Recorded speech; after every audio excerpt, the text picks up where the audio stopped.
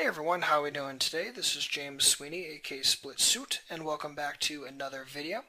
And in this video, I want to talk all about using Flopzilla. And Flopzilla is an excellent piece of software, and I know I've used it in other videos, but I don't feel that enough people are either one, using it, or two, using it as well as they could be. And it's just such a powerful piece of software that it's important that you understand how to fully utilize it.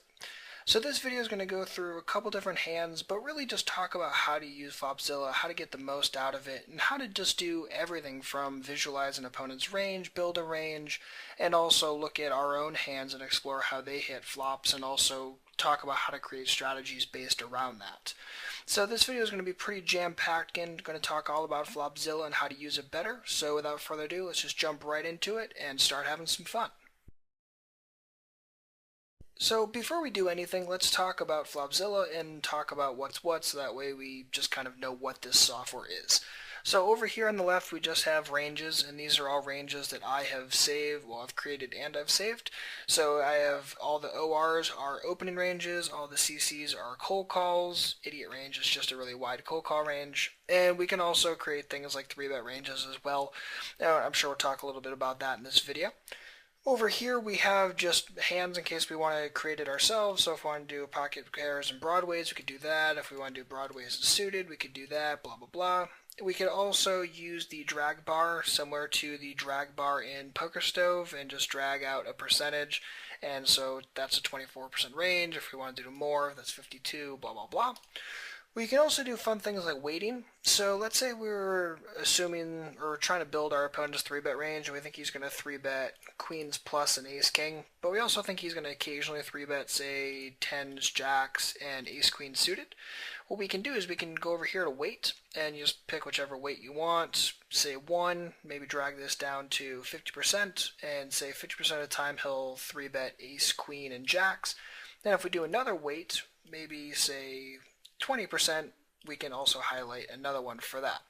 So this is how you can start building weighted ranges, which is always fun when you're talking especially about 3-betting ranges, but also when you're talking about things like, would my opponent always check raise this or not, blah blah blah. We're talking about how to use that in the future, I'm sure. So no weight. Over here we have the actual board, and you can do everything from a flop and also throw a turn card and a river card up there, so you can do full visualizations. If you're bored and you're just trying to do some random stuff, you can always just click random and it'll just rinse you through a bunch of different board types. Over here is the main meat. We'll get there in a second. Over here are the dead cards. So usually this would be our hole cards, especially if we're doing our opponent's range over here. We would put our hole cards over here. If we're playing live poker and some silly goofball decided to flip a card up pre-flop, then obviously you could just put those in here as well. Now this is the most important part of Flopzilla. This is what I use the most of, is effectively the visualization and seeing how often different ranges hit different boards and how. And we can use this part two different ways. So we can do a range, let's say we did, 13% open raise, and then we can click it, and then we can actually see how this range hits different flops. And there it is. So at this point we see that it's hitting top pair, give or take 13% of the time, blah blah blah. So this is actually really good for being able to visualize how often our opponent's range is going to strike the board, so we can start thinking ahead. And we can also use this when we're doing things like how often did his range hit a board. So say an 18% OR, just put any flop up there, and then you see how often it hits things like top pair and over pairs and pretty much everything. And what you can do is you can tick all of these things, and it tells you right down here how often he has the range that you ticked. So flush draws, top pair plus, blah blah blah. Usually I'm going to keep everything from middle pair or higher ticked, the big draws especially, and then all like the flush draw and pair type deals. And then it gives you that number right down there. So very easy. You could also do things, calculate equities as well. So say you had ace queen here. Sorry, you can't have that one. So ace queen here, you could also run your hand's equity against his range, which is always fun as well. So again, this is the very basics of Flopzilla, not complicated in the slightest, very useful, but it's important that you know how to use it. So again, this is all the basics, and now let's start running through how to use it and how to get the most out of this powerful piece of software. Okay, so let's go through an example and then talk about using Flopzilla with it. So we raise King Jack suited, get called by the big, go heads up to it, he checks. So this is a pretty standard situation and spot where we would use Flopzilla, and I think I've actually talked about this spot in a video before, but I want to run through it real quick just so this video can be as thorough as possible. So what I like to do is I like to go over to Flopzilla, I like to enter my dead cards, I like to enter the board, so Queen, 4, 8, and then I like to start looking at how I think his range is going to hit this board so I can start creating a plan. So the most important thing is that we need to be good when building a range. We need to be able to build a range really well, and this is important when we're hand reading, range reading, and to do any sort of real good solid analysis, we need a good solid range or idea to work with. So there's an important thing when we're dealing with cold call ranges, and the big thing being that we build it correctly, but also that we understand how a cold call range tends to shape. So let's take a situation where we're looking through a bunch of our different cold call ranges, so 5%, 8.5, 12.5, 17, and idiot. And you notice in none of these do I have aces or kings ticked. And the reason is because most people tend to 3-bet those as a default. Now, let's say you were playing, I don't know, 6 max, or you were playing against someone who 3-bets aggressively, and maybe he doesn't have ace-king in his flat call range pre. Maybe he always 3-bets it. Maybe the same thing with queens, jacks, and ace-queen suited. I don't really know. So it's really dependent on you to get that information. You need to start looking and paying attention to your opponent. How does he cold call? Just as importantly, how does he 3-bet? And if he 3-bets one way, that's probably going to affect the way that he cold calls. Very simple, especially with the topper hands like ace-king, queens, that sort of stuff. So let's say you were playing against someone, he had an 8.5, and you thought that he would occasionally be tricky and, say, flat call with aces or kings. Well, maybe we give that a little bit of weight.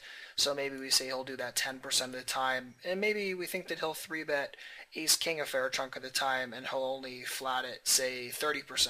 So we'll take that and give that some weight. And maybe we do the same thing with queens, and again, this is how you can use that weighting process. And then from there, it's just effectively starting to look at your opponent's range and how does that hit board. So say your opponent had an 8.5% cold call. And just for the record, you can get this number from using your HUD and using your pop-up if you don't keep the cold call percentage on your HUD. Make sure, again, that the stat samples are good enough to actually use it. But I definitely like going through my pop-up, looking at my opponent's cold call, looking at his cold call by position, assuming that I have at least usually 500-600 hands on him. We'll start looking at that sort of stuff and getting a basic idea on how he cold calls. If he has a really high cold call percentage, say like 14%, well, maybe he 3-bets ace, king, and queens, and maybe he'll start filling that up with other things like, say, jack 9 and this sort of stuff. And I'm just looking down here, trying to get this number to 14%. That way I can have as good of a number as possible, or as good an idea as possible. So that gets me roughly to 14. And then from there, it's very simple. I'm just looking at that, and I'm seeing how often it hits the board, and I'm looking at things like what would he continue with if I decided to make a c-bet here. And that's always, when I'm bluffing, that's what I'm looking for, is how often will my opponent fold? Will he fold enough of the time? So what I'll do is I'll start saying, okay, what hands will he always continue with if I make a c-bet? And usually I assume that people are going to continue with middle pair or higher. So in this situation, a pair of 8s or better. And obviously we can see how often that hits. And then I also assume that people are not going to fold things like flush draws and open into straight draws and that sort of stuff. Now he can't have open into straight draws given the board texture. He can have a couple of gut shots, but is he always going to continue with a gut shot? Again, that's up for debate. So this gives me a basic number to work with, and we see down here it's about 49%, which means he's missing 51% of the time. So what we can do is we can start comparing how often he misses to the bet size that we would make if he's missing enough of the time, given the break-even point of our bet size. Very, very easy. We can just make a profitable little bluff and pick it up. And again, the basic numbers for the bet sizes are, if you bet full pot, the bet needs to work 50% of the time to break even. If you bet half pot, it needs to work 33. If you bet in the middle, it needs to work, between those two numbers. So very, very simple. So what I do is just always have those basic bet size numbers and break even percentages ingrained, so I can just do simple calculations and visualizations to see if it's going to be a profitable bluff or not, and outright profitable or not outright profitable. So very simple. So again, this is the pure black and white, the pure hit or miss of our opponent's range and how it hits. You also have to factor in how often your opponent is going to, say, float or peel. Maybe he'll peel off even things like, say, sevens and stuff, so then I'd have to mark that kind of stuff. I could also think about how often he's going to bluff check raise me. Is it going to be a high amount or low amount? And start comparing that to, again, so this is how often he hits, and then I'll add how often I think he's going to mess around. So maybe I think that's 10%. So I'd add 10% to the 49. I'm up to 59% at that point. He's still missing roughly 41. So I can make a decision from there, but again, it's just comparing that, how often I expect it to work, to the break-even percentage. And again, that just is looking at it from the outright sense, how often he's going to fold right this moment. It doesn't look at future equity, it doesn't look at future double barrels. So this is the bare bones basic way that I would use Flopzilla to visualize my opponent's range, visualize the flop, and see how often my bets need to work and how often my bluffs need to work to break even. We can also go a step further in this situation. So let's take a spot where we open king-queen suited, get called by the butt, go heads up to it, catch a flush draw, and we're going to start doing some math and stuff here, some very basic visualization. So let's say that actually let's put our stuff in first. So king-queen of spades, board is 10-5-3, 10-5-3, perfect. And we'll start looking at some basic stuff. So let's say that our opponent would cold call 8.5%, and we think that he will 3-bet ace-king most of the time. So actually, let's weight that down. Let's say he's only going to call ace-king 25% of the time. Very simple. Okay, so this gives us a very basic idea on what his range looks like, and now we can start looking at how it hits this board, and we see that he has no top pairs, pocket pairs below top pair, give or take around 31% of the time, and we see that he has overcards a fair chunk, and we're deciding what we want to do. So let's say that we just decide that this is going to be a good enough situation to bet, and we start looking at the kind of hands that our opponent would continue with on this flop, and we want to mark all those down. So we think he's going to continue with all the pairs, say without deuces though, and obviously the queens, and we just get rid of all that. Okay, and now we go, well, obviously we'll say he calls first. And now we want to start looking at the turn and figuring out, can we make a profitable double barrel? So turn comes the ace of diamonds. And at this point, we notice that he has sets, give or take, around 20% of the time. He has pocket pairs below top pair with that queens and jacks, about another 20. And then the rest of his range is pretty much weakish pairs at give or take around 63%. So what I can do at this point is say, okay, how often is he really going to be hitting in this spot? Or more importantly, how often is he going to be continuing? So if he's really only going to be continuing with, say, sets or better, this is a very easy situation to go for a double barrel because he's going to be folding roughly 80% of the time.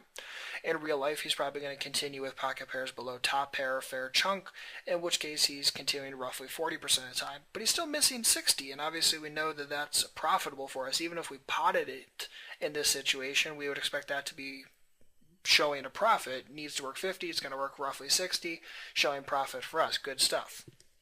So this is a very powerful way of using Flopzilla, is thinking about, okay, what's his range when he calls preflop, then what's his range if he's going to call that c-bet, and then what's his continuance range going to be if I decide to fire another bet out there. So in this situation, fire it for 12. So this is a very good thing to do. And what I do is I'll start thinking, okay, we're back here on the flop, and I think this is going to be his continuance range. I know how often he has this range versus, whatever he cold called with preflop.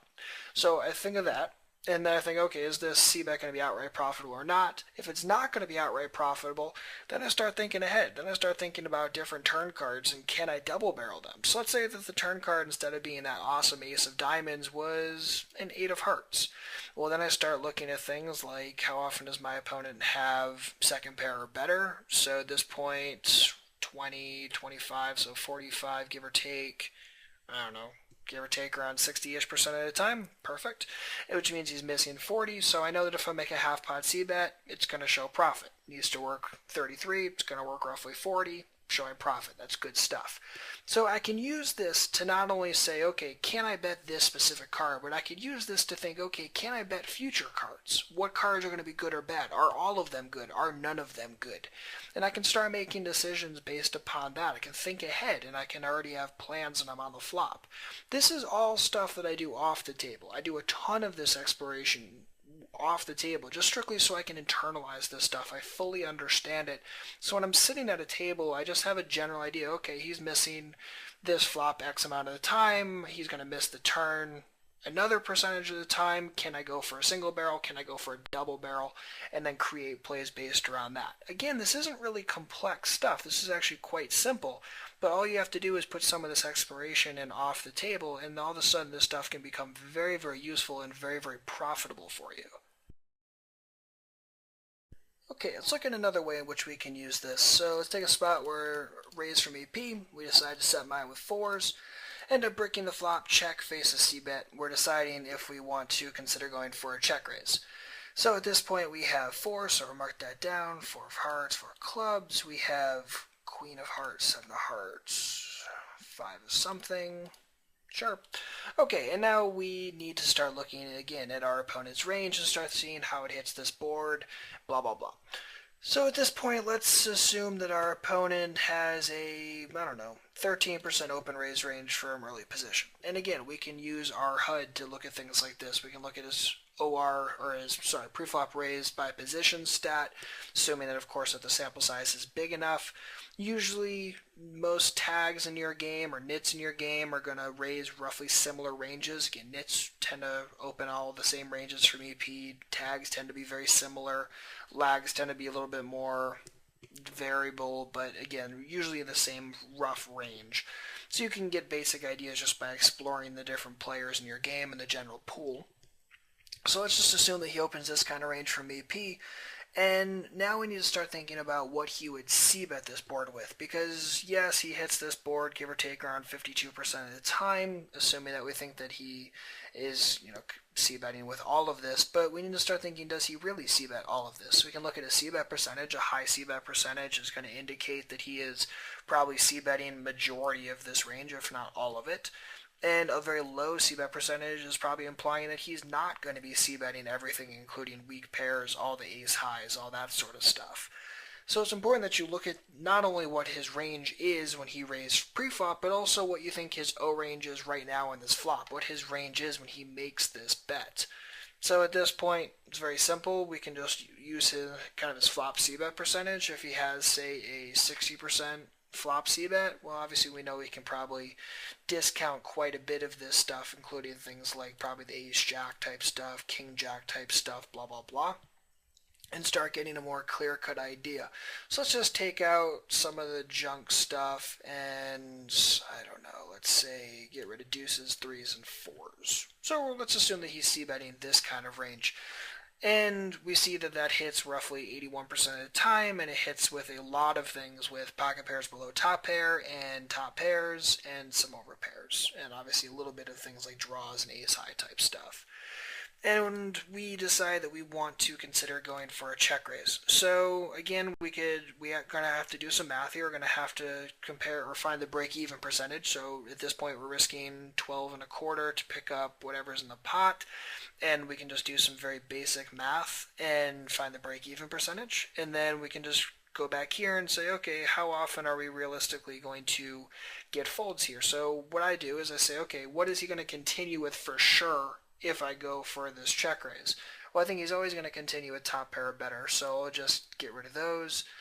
And I see down here he hits 55% of the time, which means that he's folding roughly 45% of the time, assuming it's black and white. And then I can start saying, okay, how does that compare to my break-even percentage, and decide whether or not I for sure want to go for this.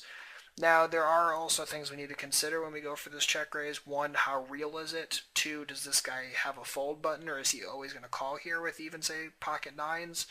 Is this guy going to occasionally turn some of the stuff that quote-unquote missed into a bluff and go for a 3-bet here? So there's a whole bunch of questions that we have to ask ourselves and answer before we go for this check raise. But just using Flopzilla, again, Flopzilla takes a very mathematical approach at ranges and how ranges hit different boards. It can't tell you if your opponent is going to bluff 3-bet this situation. It can't tell you stuff like that. All it can do is give you the black and white, give you the break-even stuff, and then you have to kind of fill in the blanks from there. And again, pay attention to your opponent, use notes, use stats if they're applicable and readable, and then go forward from there. So again, very, very powerful stuff, very, very easy, not very complicated to plug in a range and also think about, okay, what does he realistically see bet now, and then how do I think that he's realistically going to be continuing if I check raise, and just looking at basic things like how often is he for sure going to continue, and then how often can I make this profitable, if at all. If it can be profitable, obviously I have no problem going for it, but it's really based upon my opponent, his range, how he's going to continue, and just using some basic math. We can also look at this another way. So let's take a spot where EP opens and we have 9-8 suited and we're figuring out what we want to do. So what we can also do with Flopzilla is look at how a particular hand hits a board or hits flops essentially. So in a situation like this we can run 9-8 suited and we can look at how often it hits different things. So when I have a hand like this, I'm looking at a couple different things. One, how often do I hit, and how often do I hit strong? And then I'm also looking at how often do I miss, and then thinking a step ahead as far as, okay, when I miss, can I make money against my opponent? Is he always going to beat me? Is he going to blow me off a lot? Blah, blah, blah. So first and foremost, I just like to see how often I hit boards and how I hit boards. So in this situation, or in most situations, I like to know how often I'm going to hit 2-pair or better, so we can simply just add up all these little things. And then we can also look at just basic things like how often we catch top pair, how often we catch middle pair and weakish pairs, which we notice is roughly 20-ish% of the time. And then we can look at basic stuff like how often do we catch draws. Now, obviously, a hand like 9-8 suited or a suited connector or a suited gapper is going to hit a large percentage of draws. So if I'm thinking about playing a hand like a suited connector, one, how often am I going to hit strong? Two, how often am I going to hit draws? But also, how can I make money playing draws? If I personally don't feel very confident and comfortable playing draws, why would I ever play a suited connector like this or a cold call in a situation like this? There's nothing wrong with folding it if it can't make money or if it can't make money given my edges. So that's totally okay. So it's important that, again, you understand how your hand hits and then also start thinking about the kind of boards that you smash on. So take a kind of situation where we catch 2-pair. If we're going to catch 2-pair, most of the time it's going to be on something like 9-8x, and then I have to think, okay, how often am I really going to get paid on that kind of board? Is that the kind of texture where my opponent's going to make a lot or a little mistakes? Also think about kind of boards where I catch flushes. In this situation, that would be 3 heart boards. Are those going to be very profitable for me? What about straights? Is there going to be any level of reverse implied odds for the times that there's a 10-jack queen board? And of course, we know there probably is going to be. So it's important that we at least understand this and remember it, and then we can start thinking about how we want to go forward, both in terms of do we even want to call and thinking as far as how do we want to play flops, or do we have a plan for floating a lot of flops, do we have a plan for bluff raising a lot of flops, blah, blah, blah. So in a situation like this, we do end up calling, and then we end up catching this board and face a bet. So of course at this point we just have a gut shot with a backdoor flush draw. So at this point it's the same exact thing we were doing before. We'd enter our dead cards, so 9-8 suited. Get rid of that. We would put Jack of Spades. Doesn't really matter. It's just Jack 7 for rainbow. And then we'd start thinking about, okay, what does this guy raise preflop? So again, we're dealing with an open raising range, so we're going to have things like aces and kings in there most of the time. And it's the same exact math as always. How often is he hitting the board? And then the times that he is missing, what is he likely to do?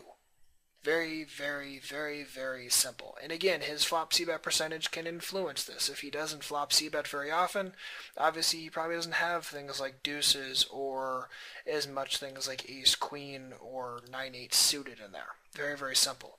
And then again, you can just start looking as far as, okay, how often does he hit the board? How do I think he's going to play turns? Do I think he's going to play... Say I think he's going to c-bet majority of his range here, and I think he's going to check fold a lot of times when he misses.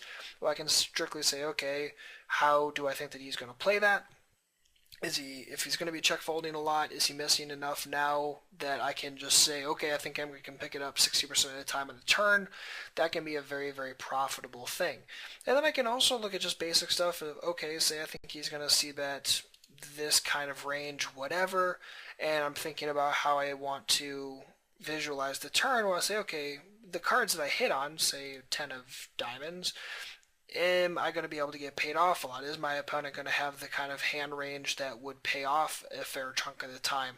And this is both when I'm drawing to just a draw, or when I'm thinking about, okay, how much is my draw worth, and how can I pick it up the times I don't catch my draw? So again, very, very simple math, not complicated in the slightest, but it's just stuff that you want to run off the table so you have an inherent idea. How often does he hit? How often is my hand going to hit? How can I create ranges and ideas based upon all of this? And then start doing some basic math and exploration from there. This is not complicated, but it's really... Flopzilla just allows you to put, again, that mathematical backing to ranges and how often they hit. And then from there, it's just up to you to think about how real it is given your opponent. Also think about, okay, was the range I assigned correct, or was there maybe some variance in there? And then maybe running math on a couple different ranges versus a couple different boards and seeing if everything lines up or if everything's profitable enough for you and what you're trying to do. So there's one last situation that I want to talk about where I use Flopzilla a lot. So let's take a spot like this where there is a raise and we're deciding whether or not we want to 3-bet, and we decide that we do want to 3-bet and thus go for it. So there's a couple different Evey equations we can look at in a situation like this. And the first and foremost one that I use a ton is my outright Evey equation, which simply looks like percentage win times the money we win minus the percentage that we lose times the money that we lose. Very simple equation. And if we're looking at what those numbers are, well, percentage win is how often he folds preflop right now. Percentage that we lose is how often he calls or 4-bets us preflop. And the money won is simply what's in the pot. So at this situation, that would be $4.50. And the money that we're risking or money we would lose in that spot would be $9.50 to complete the 3-bet. So very simple, nothing complicated about that. The only thing is that this Evey equation, this outright Evey equation, essentially just assumes that when our opponent calls or 4-bets us preflop that we lose, which we know isn't 100% true because when we see flops, we're occasionally smash them and make some money, or occasionally hit flops post-flop and make money, or occasionally make a bad C-bet, blah, blah, blah. So that's not really the best way of looking at it, but I like to look at that strictly so I can see, okay, am I generating enough folds right this moment, and is this 3-bet going to be for sure profitable right this moment or not? Very, very simple. And then if I'm thinking a step ahead, and I always want to do that, especially when I'm doing work off the table to get a general idea on whether or not I want to be making X play or Y play, I can also look at the future Evey. So a very simple future Evey equation in this spot would be the percentage that he folds times the money in the pot, so that $4.50, plus the percentage that he calls times the percentage that we hit the flop times the money that we would win in that spot, minus the percentage that he calls us preflop times the percentage that we miss the flop times the 3-bet size, so $9.50. And what that essentially assumes is that we get to actualize our equity and make some money sometimes, and that the times that our opponent calls us preflop and then we miss the board, we're essentially just check folding. Now, if we were making an outright profitable an outright profitable 3-bet preflop, chances are we probably can't do a lot of bluffing post-flop because his ranges are going to be super strong when he goes post-flop. So this is actually a relatively decent Evey equation to look at simply because we're not going to be able to throw out many bluff C-bets and such, and thus assuming that we just lose our 3-bet the times that we see a flop and miss, it can actually be quite true in certain spots. So let's actually use Flopzilla for a moment to look at this and start plugging some numbers into that future Evey equation. So what I like to do is I like to pull up my trusty Flopzilla and I like to start looking at how different hand types do. Now there's two different aspects of how does my hand type do. There's the outright sense, which looks heavily at blockers, so having something like Ace-3 suited or King-8 suited have blockers, because us having the ace in the hand blocks out the amount of ways that our opponent can make something like ace-king or pocket aces, and having a king in our hand blocks out the combinations of pocket kings or the combinations of ace-king they can have. So very simple. And so there's that, but there's also the how often are we going to hit post-flop, and is there, which one should we put more stock into? Should we put more stock into the blockers, or should we put more stock into the playability going into post-flop? So in this particular spot, I like to look at kind of just how often does my hand really smash the heck out of a flop. So I like to look at things pretty much just two pair or better, and then I like to run some different hand types. So let's do something small like ace deuce suited, val that, see how we do. And we see we hit a whopping roughly 4.6% of the time. Let's try a different hand type, maybe ace eight suited, val that. Notice it's about 4.3% of the time, because notice there's no connectivity, so we can't catch straights. And then, or we can't flop straight, sorry. And then we can also look at another hand type, say king jack suited, val that. Notice that's hitting roughly 5% of the time. Now, what about a different hand type, say a suited connector, say 9-8 suited. Okay, that's about 5.6%. If we do a slightly lower suited connector, say 5-4 suited, you notice that's hitting the same exact amount. And then we can also look at things like the offsuit ones, blah, blah, blah. So those go down because, again, you can't catch flushes with those. And then you can just look at something like a suited gapper, which you would notice hits a little bit less. So these are very, very simple things to do. And what you want to do is kind of have a decent idea on how often your hand is going to hit post-flop and have a general idea on how good or bad that is. You can also look at pairs, for the record.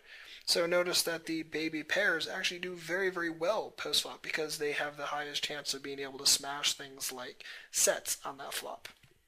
Now, we can't just look at how often we smash two pair or better because there's also a lot of equity and value in things like flush draws.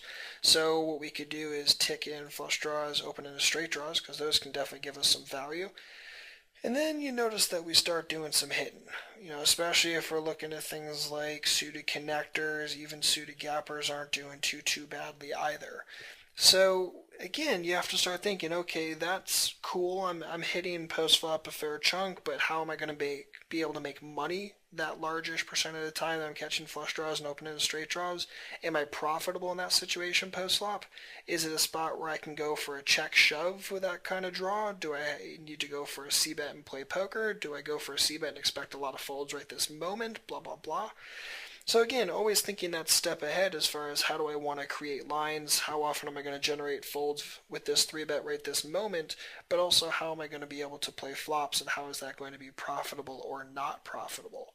So this isn't really complicated stuff. This is, again, all exploration you want to do off the table. And you notice that, take a hand like a suited connector, which is hitting, give or take 25-ish% of the time, including flush draws, and then you use a baby pair, and you notice it's still just down in that almost half of that percentage range. So think about that as well. It's not just, I have a pocket pair, so I should 3-bet it because I end up catching trips or two pair or better on the flop a lot, but also thinking about the playability of it, also thinking about the value of flush draws, which also allows you to feel more confident when throwing out semi-bluff c-bets and all that sort of fun stuff. So none of this is complicated. Again, it's all kind of just plug and chug into the different Evey equations and thinking that step ahead, not only as far as what is my hand type right this moment, what kind of boards do I catch on, what percentage of the time am I going to hit strong on flops. And, again, you see some of these percentages are only like, say, a point or even half a point off when we're looking at catching two pair or better. And it may not seem like a lot, but over the entirety of your poker career, every little bit helps. So definitely don't feel like it doesn't. It's not a massive thing in the singular sense, but when you start doing this many, many, many times over, every little bit helps, both in terms of equity, in terms of blocker, and in terms of how often you're actually snapping a flop. So again, this is just some things you want to be thinking about. Very, very simple. And this is all work you want to do off the table. Flopzilla is a very powerful piece of software, but you have to put your time and effort into it. It's not complicated. You spend an hour a day with it for a week or two, and you will just get so much out of this program. And I know before I said this in one of my other videos, but I'll say it again, that if you when you buy this, just let him know that SplitSuit sent you, and he'll give you $10 off the sticker price, which is always nice. And for the record, I get no kickback on that. That's just strictly savings passed on to you guys. So hopefully this kind of gives you a basic idea on how to use Flopzilla, both in terms of using a post-flop, using a pre-flop, creating ranges for ourselves, visualizing how our opponent's ranges are going to hit boards and how good or bad that is. And again, just do some time with it, spend some time with it, test some different things. Look at how different hand types perform. Look at how different ranges perform. Look at how different boards hit versus don't hit different ranges, and also how good or bad that is for you and your money-making endeavors. So same as always, if you have any questions, please don't hesitate to let me know. Otherwise, good luck out there, happy grinding, and good luck using Flopzilla.